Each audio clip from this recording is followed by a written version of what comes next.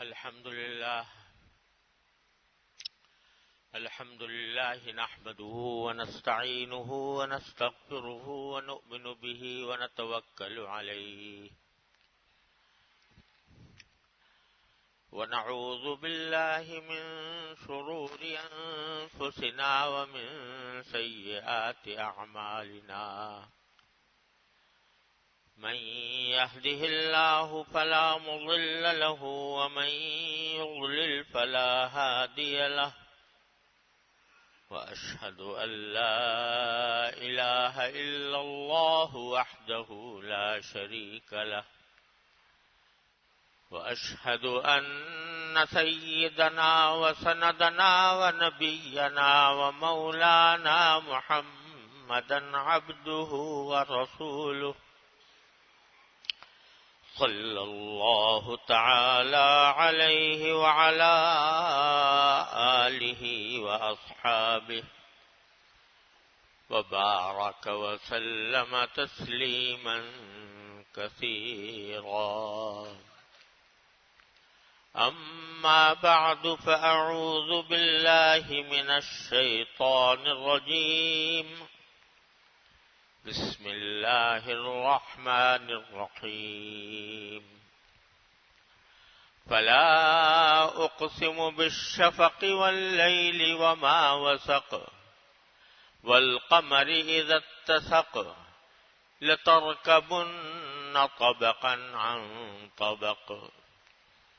آمنت بالله صدق الله مولانا العظيم وصدق رسوله النبي الكريم ونحن على ذلك من الشاهدين والشاكرين والحمد لله رب العالمین۔ بزرگان محترم اور برادران عزیز، السلام علیکم ورحمۃ اللہ وبرکاتہ۔ یہ سورہ انشقاق کی آخری آیات کا حصہ ہے جو میں نے ابھی آپ کے سامنے تلاوت کیا۔ اس سے پہلے سورہ انشقاق کی ابتدائی آیتوں کی کچھ تفسیر و تشریح آپ حضرات کی خدمت میں پیش کر چکا ہوں، اور جیسا کہ پچھلے بیانات میں عرض کیا گیا، اس سورت کا اصل مقصود ہم جیسے نادانوں اور غافلوں کو اس حقیقت پر متنبہ کرنا ہے کہ دنیا میں جب انسان آتا ہے تو کوئی انسان ایسا نہیں ہے جو زندگی گزارنے میں مشقت نہ اٹھاتا ہو۔ کوئی نہ کوئی مشقت اس کو پیش آتی ہے، تکلیفیں آتی ہیں، محنت کرنی پڑتی ہے۔ محنت کے بغیر کوئی انسان دنیا میں زندہ نہیں رہ سکتا۔ یا ایھا الانسان انک کادح الی ربک کدحا، تم اسی طرح محنت کرتے چلے جاؤ گے، مشقت اٹھاتے چلے جاؤ گے، فملاقیہ، یہاں تک کہ اللہ تعالیٰ سے جا ملو گے۔ تو پھر آگے یہ بتلایا تھا کہ یہ مشقت اگر انسان صرف دنیا کی زندگی کے لیے کرے تو اس کی انتہا قبر پر جا کر ہو جائے گی، اور اگر یہی محنت انسان اللہ تبارک و تعالیٰ کو راضی کرنے کے لیے اللہ تعالیٰ کے احکام کے مطابق زندگی گزار کر یہ محنت کرے تو پھر اس کا انجام ایسا ہوگا، اس کا حساب آسان ہوگا، اللہ تبارک و تعالیٰ کے پاس پہنچے گا تو وہاں ابدی زندگی میں راحتیں ملیں گی، خوشیاں ملیں گی، اور اپنے گھر والوں کو جا کر وہ خوش جائے گا اپنے گھر والوں کے پاس۔ یہ مضمون پچھلی آیتوں میں آیا ہے۔ اب اسی کا جس بات سے آیت شروع ہوئی تھی اسی کی مزید تاکید کے طور پر اللہ تبارک و تعالیٰ فرماتے ہیں فلا اقسم بالشفق واللیل وما وسق والقمر اذا اتسق لترکبن طبقا عن طبق. تین چیزوں کی قسمیں کھائیں اللہ تعالیٰ نے. ترجمہ یوں ہے کہ میں قسم کھاتا ہوں شفق کی، یعنی وہ شفق جو غروب آفتاب کے وقت مغرب کی طرف جو سرخی نظر آتی ہے اس کو شفق کہتے ہیں. تو قسم کھاتا ہوں شفق کی، قسم کھاتا ہوں رات کی جب وہ سب چیزوں کو سمیٹ لے، اور والقمر اذا اتسق، اور چاند کی قسم کھاتا ہوں جب کہ وہ اپنے اندر لوگ چیزوں کو جمع کر لے. یہ تین قسمیں کھا کر کیا فرمایا؟ یہ تین قسمیں کھا کر کہ لترکبن طبقا عن طبق، تم ایک طبقے سے دوسرے طبقے کے اوپر سوار ہوتے چلے جاؤ گے. جب کوئی چیز تہ بر تہ ہوتی ہے، اس کی مختلف تہیں ہوتی ہیں، تو ہر تہ کو ایک طبقہ کہتے ہیں.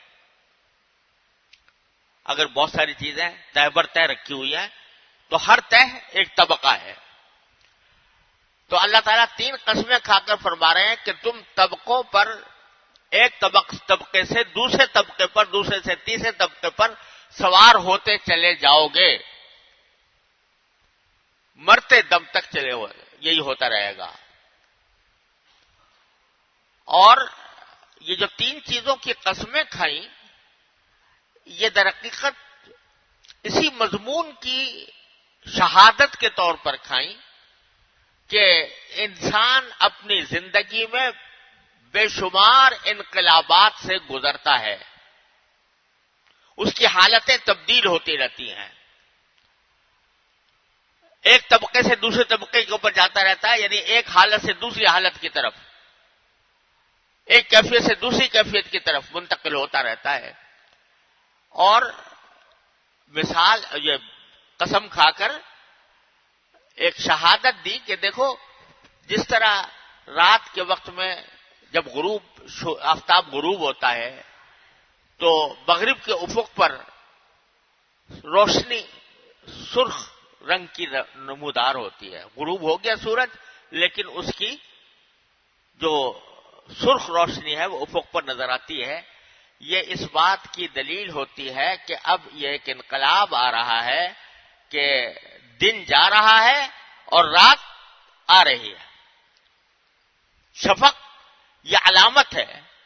اس بات کی کہ دن گیا اور رات آئی. یہ ایک انقلاب ہے جو آ رہا ہے. دن کے حالات کچھ اور تھے، دن کے فوائد کچھ اور تھے، دن کو استعمال کرنے کے طریقے کچھ اور تھے، رات کو استعمال کرنے کے طریقے اور رات کے اندر کرنے والے کام یہ مختلف ہے. تو ایک انقلاب آ رہا ہے، آنے کی خبر دے رہی ہے شفق. واللیل وما وسق، اور اس کے بعد پھر رات کی قسم ہے، یعنی جب شفق بھی غائب ہو گئی، سرخی بھی غائب ہو گئی، سفیدی بھی چلی گئی اور اندھیرا چھا گیا. اور قسم ہے رات کی جو ان چیزوں کی جو رات اپنے اندر سمیٹ لیتی ہے. یعنی رات کا اندھیرا جب چھا جاتا ہے تو اگر کوئی دوسری روشنی انسان مصنوعی روشنی پیدا نہ کرے تو جتنی بھی چیزیں ہیں سب وہ اس کی ظلمت کے اندر سمٹ جائیں گی، اس کی میں چھپ جائیں گی. رات کا اندھیرا ہو گیا، اب کوئی چیز نظر نہیں آ رہی. واللیل وما وسق. دوسری بات صفت رات کی یہ ہے کہ دنیا بھر کی مخلوقات، وہ انسان ہوں یا جانور ہوں، چرندے ہوں یا پرندے ہوں، ان کا حال یہ ہوتا ہے کہ صبح کے وقت میں وہ نکلتے ہیں اپنے روزی کی تلاش میں اور دن گزارتے ہیں اپنے روزے کی تلاش کے اندر. یہاں تک کہ جانور بھی، پرندے بھی دن بھر گھومتے پھرتے ہیں، کہیں سے یہ چگ لیا کہیں سے وہ چگ لیا. لیکن جب رات آتی ہے تو رات ساری مخلوقات کو سمیٹ کر ایک جگہ جمع کر لیتی ہے. جتنے پرندے ہیں وہ جو پھر رہے تھے گھومتے ہوئے مشاہدہ کر لو، شام کا وقت ہوگا تو ان کی ٹولیاں واپس اپنے گھونسلوں کی طرف روانہ ہوتی نظر آئیں گی، اور جب رات آ جائے گی تو یہ رات ان کو جمع کر لے گی اپنے آشیانوں میں، اپنے گھونسلوں میں۔ انسانوں کا بھی یہ حال ہے کہ وہ دن کے اندر جہاں پھر رہے ہوں، رات میں جا کر اپنے ٹھکانوں پر پہنچ جائیں گے، تو رات وہ جمع کر لیتی ہے اپنے تمام انسانوں، تمام مخلوقات کو اپنے اندر سمیٹ لیتی ہے۔ تو قسم ہے اس کی، یہ رات بھی ایک علامت ہے انقلاب کی، انسان کی زندگی میں انقلاب آ رہا ہے کہ دن کے وقت کچھ تھا اور رات کے وقت کچھ اور ہے، اور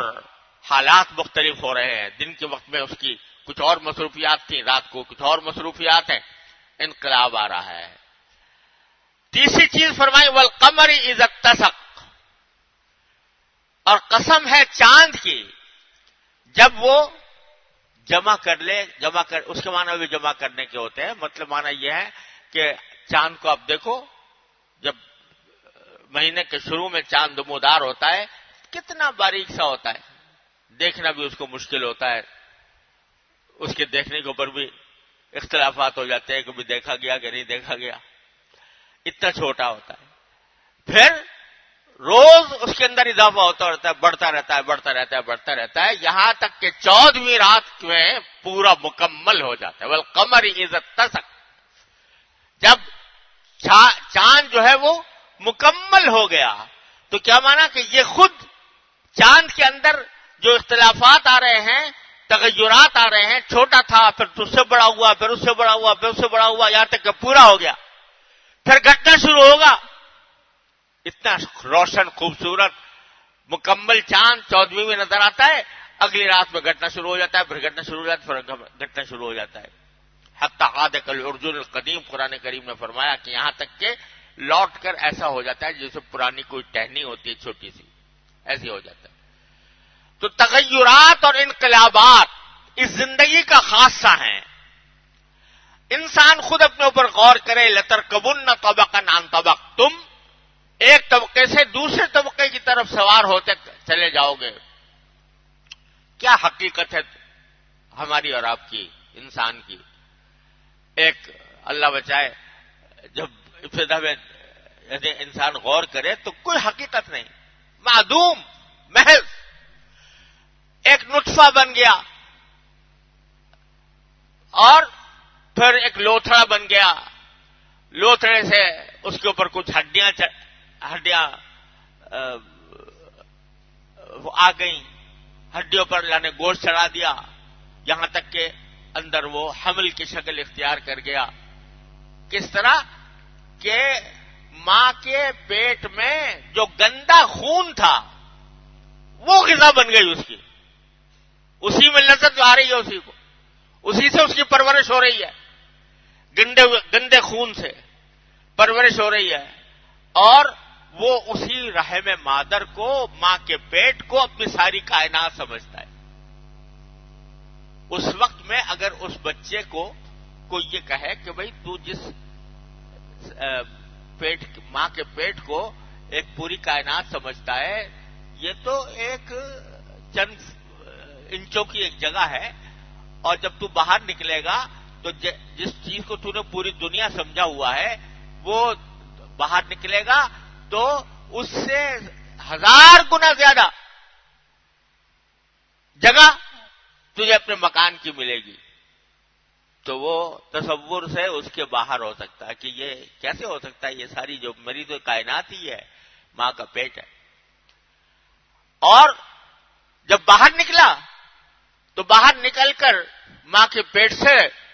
وہ سمجھتا ہے کہ جتنی کمرے میں پیدا ہوا ہے اسی کمرے کو سمجھتا ہے کہ یہ میری کائنات ہے، اور وہ اس سے بہت زیادہ بڑی تھی۔ اس وقت اس سے کہو کوئی کہ بھائی تو ابھی تک کمرے کی حد تک محدود ہے، جب تو باہر نکلے گا دیکھے گا کہ گھر پھیلا ہوا ہے، اور پھر گھر سے بھی باہر نکلے گا تو تجھے پتا چلے گا کہ کائنات کتنی وسعت رکھتی ہے۔ اس کی سمجھ میں اس وقت نہیں آ سکتا، لیکن اور ایک طبقے سے دوسرے طبقے میں آیا، بڑھے گا، ذرا سا آگے بڑھے گا تو کھیل کود کے اندر مصروف ہوگا، کھلونوں کو سے دلچسپی پیدا ہوگی، ایک کھلونے ہی کو اپنی ساری دولت سمجھے گا، یہاں تک کہ آگے بڑھے گا، کچھ تعلیم کے شکنجے میں کسا جائے گا، تعلیم و تربیت ہوگی، اس کے بعد پھر پتہ چلے گا جب جوان ہو گیا تو اب وہ ہنستا ہے پچھلے اپنے ماضی کے اوپر کہ میں کن کھلونوں کے اوپر خوش ہو رہا تھا اور کون سے کھلونے مجھے بڑے دل پسند تھے، اس کو اوپر ہنسی آئے گی کیونکہ اب دوسرے طبقے میں پہنچ گئے، جوانی کے طبقے میں۔ اب جوانی میں خواہشات مختلف، جوانی میں ارادے مختلف، جوانی کے اندر امنگیں مختلف، وہ ان امنگوں کے بعد اپنے بچپن کی باتوں پہ ہنسے گا، دوسرے بچوں پہ ہنسے گا، یہ کہ کس طرح لڑ رہے ہیں آپس میں، کس بات پر لڑ رہے ہیں اور کس قسم کے کھلونوں سے اپنا دل بہلا رہے ہیں، اس کے اوپر ہنسے گا، اپنے اوپر ہنسے گا۔ یہاں تک کہ اگر بڑھ گیا، بڑھاپے تک پہنچ گیا تو اس کو اپنے جوانی کے اندر جو حرکتیں کیا کرتا تھا اس کے اوپر ہنسی آئے گی کہ میں جوانی کے اندر کیسے فضول باتیں کیا کرتا تھا، اب آ کے کچھ عقل آنے لگی ہے۔ تو ترکبن طبقا عن طبق، تو ایک طبقے سے دوسرے طبقے کی طرف تمہیں چڑھتے چلے جانا ہے، لیکن غافل انسان یہ سمجھتا ہے کہ بس جا کے قبر پہ زندگی ختم ہو گئی۔ اللہ تعالیٰ فرماتے ہیں یہ تمہیں دکھایا جا رہا ہے انقلابات، ایک انقلاب سے دوسرے انقلاب کی طرف، دوسرے سے تیسرے کی طرف، تیسرے سے چوتھے کی طرف تمہیں لے جایا جا رہا ہے۔ اس سے خود سمجھ لو کہ یہ تمہاری منزل نہیں ہے، یہ دنیا تمہاری منزل نہیں ہے، مرنے کے بعد ایک زندگی آنے والی ہے جو تمہاری منزل ہے حقیقی، آخرت کی زندگی، اس کو بہتر کرنے کے لیے اپنی کوشش صرف کرو۔ یہ ہے ان آیات کا مفہوم، اللہ تعالی ہمارے دلوں کے اندر بٹھا دے۔ یہ سب کرنے کے بعد باری تعالیٰ فرماتے ہیں فما لہم لا یؤمنون، ساری باتیں آنکھوں کے سامنے نظر آ رہی ہیں، حقائق ہم نے کھول کھول کر بیان کر دیے ہیں، پھر بھی کیا وجہ ہے کہ یہ لوگ ایمان نہیں لاتے؟ فما لہم لا یؤمنون۔ اور پھر فرمایا وَإِذَا قُرِئَ عَلَيْهِمُ الْقُرْآنُ لَا يَسْجُدُونَ، جب قرآن ان کے سامنے پڑھا جاتا ہے، قرآن کی تعلیمات دی جاتی ہیں تو یہ سجدہ نہیں کرتے، یعنی اس کے آگے جھکتے نہیں ہیں، ان کی اطاعت نہیں کرتے اور سجدہ بھی نہیں کرتے اللہ تبارک و تعالیٰ کے بارگاہ میں۔ اور پھر فرمایا کہ